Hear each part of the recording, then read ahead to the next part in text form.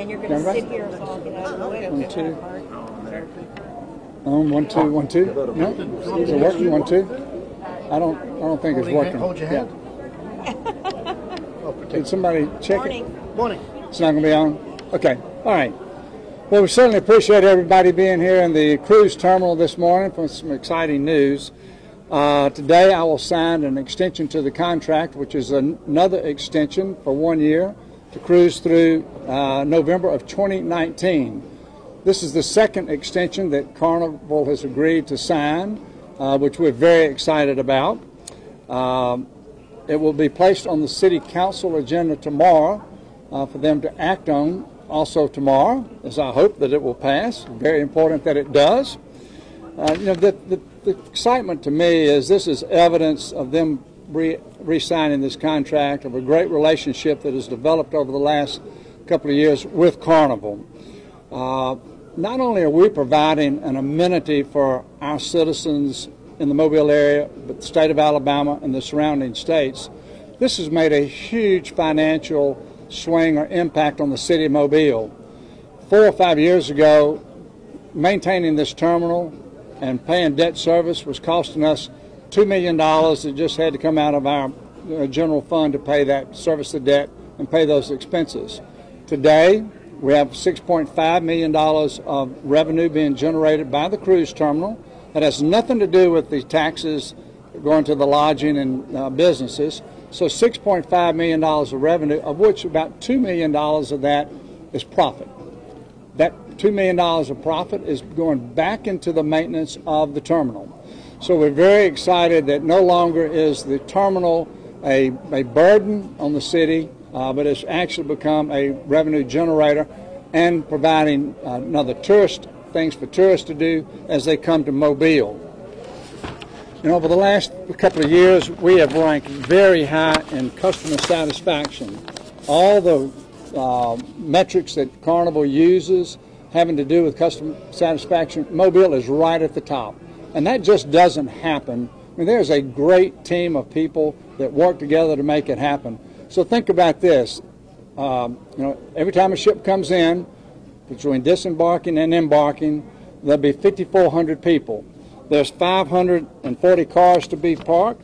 There's 9,000 pieces of luggage to be handled, and all that's got to be done in 8 hours. So, we have the Metro Cruise Services, which are our longshoremen, about 40 to 45 longshoremen that are handling all that luggage, making sure that the ship is tied up properly. All that's good stuff. We also have the Concord Shore Services, the American Guard, Mobile Police Department, the Customs Services, and Visit Mobile, and I'm sure I've left out some, but a great team effort really to make all that happen in the period of time that we have to do it. I would also want to give a special thanks to Pat Brennan and Sheila Garganis, who have been doing this for the last couple of years, and they're responsible for making sure that everybody works together as a team. We're continuing to build momentum because every time a ship comes in, it's full. And I'll ask the question, I'll say, well, they say it's filled beyond maximum capacity. And that's the answer I always get, and I'm thinking, how do you get filled beyond maximum capacity? But they do that, and it depends on how many people are sleeping in a room. So, great things happening as far as the customer satisfaction, the way we're handling the ship. And I'd like to say that this helps us as a city to become recognized as a destination city. And so grateful for Carnival for giving us this opportunity, for another year to do this for those that are involved. I've got several people that are going to make remarks this morning. Councilman Fred Richardson will make a couple of remarks, followed up by the captain of the ship, and then David Clark will do cleanup and talk about Visit Mobile and waterfront activation. So this time I'll turn it over to Councilman Fred Richardson. Good morning to everybody. Little week, come on. I just want to say that we are thrilled that Carnival is going to extend its contract, and on behalf of the members of the Mobile City Council here and the more than 200,000 citizens in the city of Mobile, we're going to assure you that if you bring that ship here, we're going to pack it out. There are some things we can do this year to be ready for you to bring the second ship next year. It's three things important for you to have a viable city. You got to have transportation by air, by land, and by sea. Well, by air, currently you got to come all the way from the regional airport. We hope by next year we'll have airplanes landing at Brooklyn Field just down the street. We hope there'll be a cheaper flight from down there. We'll have more people here. We're going to pack up the ship. We want a second ship. We want to go further than you ever gone before if we pack it up for you.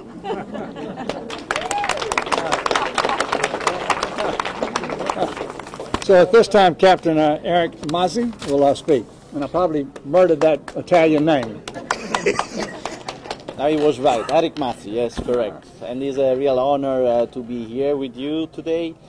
And, you know, the best of be able to be the captain of the Carnival Fantasy is to come back to Mobile, that in the few months of my experience that I was on board, I really love to be and honored to be the captain of the Carnival Fantasy for one main reason, is our customers, is the people that are coming from Mobile and the surrounding area of Alabama. They're really great, really easy to get along with. They are very, very nice. So I'm happy to be here, and I'm happy that Carnival decided, you know, to come back. I want as well to thank the effort of all the city that is accommodating basically the Carnival Fantasy and our needs. So at the end of the day, that is the best way to cooperate, to give the best service to our guests. So thank you so much. Thank you, Captain. Good morning. Doesn't work. What a great day for our city. On behalf of Visit Mobile, we're really appreciative of Carnival Cruise Line and all of our stakeholders. It's been 2 years since Carnival Fantasy pulled into our port, ushering a new era for our great city as a cruise port destination. And since that time, 360,000 passengers have come in by car or plane to debark to some great destinations. At that, as the mayor's point, the Carnival Fantasy has cruised at maximum capacity at every cruise. It actually expanded this year to 6, 8, and 10-day cruises to the likes of Cozumel, Key West, Princess Cay, Panama, Transit Canal, to name a few.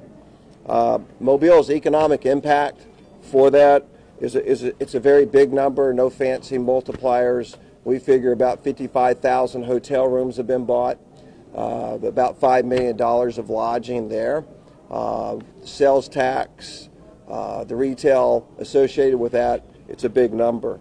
Our leisure marketing teams with Visit Mobile continue to align with Carnival and our stakeholders to drive yield to the ship and to create the visibility it deserves. I'm very proud, to the mayor's point, Sheila Garganis and Patrick Brennan, their leadership. Our cruise port continues to lead among guest service and operational excellence among the 25 ports in Mobile. You know, the Carnival Fantasy started the leisure footprint on our river. Really proud to say that, and that's now being a catalyst for other things to come. As you might have heard, Wild Native Tours is now from our port doing 1 and 2 hour cruises on the river, and now the Perdido Queen, a nice 2-decker 150 passenger boat, will be arriving in January for our citizens and our visitors to enjoy. So we're having a very active, interesting waterfront. It continues, and we're very excited. So we want to again say thank you for Carnival, thank you for our stakeholders for being here, and just it's another great day for Mobile. Thank you. We're glad to take a couple of questions, and then I'll sign the contract. Could you talk to us again about the debt service portion of this? Yeah, it's between $1.5 million and $2 million a year. We currently owe $18 million. They'll be paid out over the ensuing years, and I don't know the exact number of years that we'll pay that off. But it's $18 million, and we're paying ballpark number $2 million a year. Can you talk about any incentives that the city has to give Carnival for this?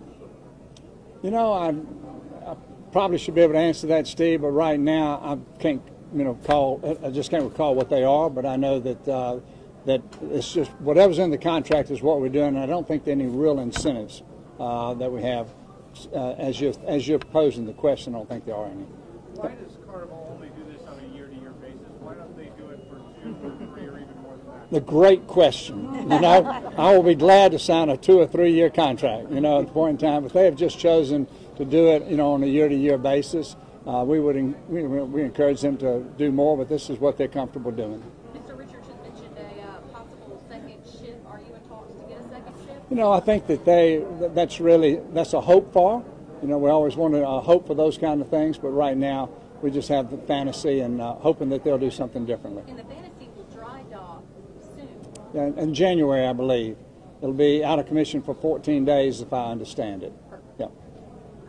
Are you concerned that the fact Carnival only does year-to-year deals makes this relationship somewhat tenuous? No, I don't think the relationship is tenuous. I think that what they want to see, when they measure the fantasy against other ships, you know, there are certain metrics they look at. And one of the metrics that we're trying to drive harder is that we would love to have cruisers who spend more money while they're cruising. That is the metric that's very important to them to help their revenue. And so we are targeting markets where there are cruisers that we're in hopes of will spend more money, let's say, than what have happened in the past. But that's the number that we're shooting to improve. Do you know what benchmark Carnival uses to determine whether or not this contract will be renewed every year? Well, I don't know that there's one. I think it's multiple benchmarks that they look at, but it's in comparison of how the fantasy relates to other ships. And then really I'm sure there are multiple metrics, but I don't know all of them. So we're going to sign a contract, okay? All right, come on. Let's go. Joel.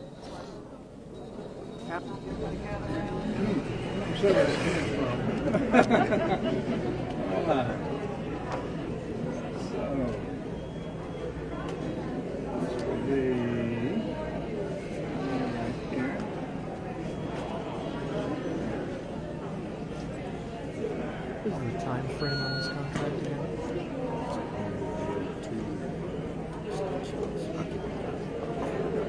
When does this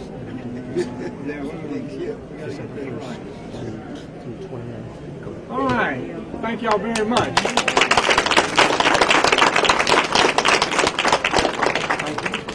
Nice meeting y'all. Nice to meet you. Hope y'all have a great cruise. Have a nice week. Nice everything was good. Oh, yes. They won't have total flexibility. Just give them a year. I want to try to ask the mayor about climate change.